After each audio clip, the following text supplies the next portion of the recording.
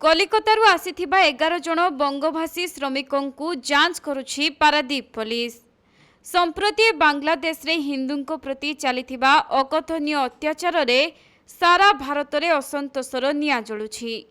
बांग्लादेश रो लोकमाने काळे अनुप्रवेश करिवे एने प्रशासन पक्षरु जलपथ और स्थलपथ रे कड़ा प्रहरा मध्य दिया जाइछि।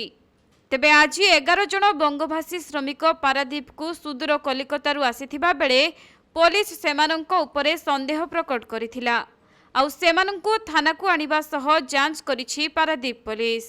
तेबे सेमाने समस्ते कलिकता सुंदरबनर होइथिबा बेले तांको आनिथिबा लोकजणक केन्द्रापड़ा जिला बतीघर पंचायतर कजलपातिया ग्रामर कृष्णपद मंडल बोली जଣା पड़िछि।